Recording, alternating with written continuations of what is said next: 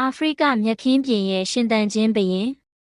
အဆွဲရောင်အဆက်ပြောက်ရှိတဲ့ရှာထိုးမြေခွေးစပါထိုင်နာတွေဟာခန္ဓာကိုယ်ကြီးမားတဲ့အသားစားသတ္တဝါတွေဖြစ်ကြပါတယ်။သူတို့ဟာမျိုးတုံးပြောက်ကွယ်လူနီးပါးအန္တရာယ်ရှိတဲ့သတ္တဝါတွေစည်ရင်းထဲမှာဘာကြောင့်မပါဝင်လဲဆိုတာပထမတော့အံ့ဩစရာကောင်းနေနိုင်ပါတယ်။ဒါပေမဲ့ဒီအချက်ရဲ့နောက်ွယ်မှာတော့သူတို့ရဲ့ထူးခြားပြီးအစွမ်းထက်လှတဲ့ရှင်သန်နေထိုင်မှုနည်းဗျူဟာတွေရှိနေလို့ပဲဖြစ်ပါတယ်။မဲလိုက်စွမ်းရည်နဲ့လူယူခြင်းအတက်ပထမဆုံးအချက်ကတော့သူတို့ဟာအလွန်ထက်မြက်ပြီးထိရောက်မှုရှိတဲ့အမဲလိုက်သမားတွေဖြစ်ကြပါတယ်။သူတို့ရဲ့အမဲလိုက်မှုအောင်မြင်နိုင်ခြေနှုန်းဟာချင်းသေးတွေအပါအဝင်အခြားသားစားသတ္တဝါကြီးအတော်များများထက်ပိုမိုမြင့်မားပါတယ်။ဒါတင်မကသေးပါဘူး။သူတို့ဟာအင်အားကြီးသူကိုတံပြန်နည်းကိုလည်းကောင်းကောင်းနားလည်ကြပါတယ်။တခြားအမဲလိုက်သတ္တဝါတွေရဲ့ပါဇက်ထဲကနေသားကောင်ကိုလူယူဖို့ဝင်မလေးကြသလိုအစားအစာရဖို့အတွက်ဆိုရင်အကိုက်ခံရတာဒါမှမဟုတ်မောင်းထုတ်ခံရတာတွေကိုလည်းဂရုမစိုက်ကြပါဘူး။သူတို့ဟာကောင်းကင်မှာပြ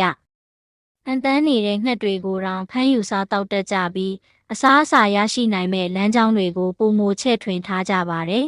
။ပုတ်ဆက်နေသောအသားများကိုစားသုံးနိုင်စွမ်း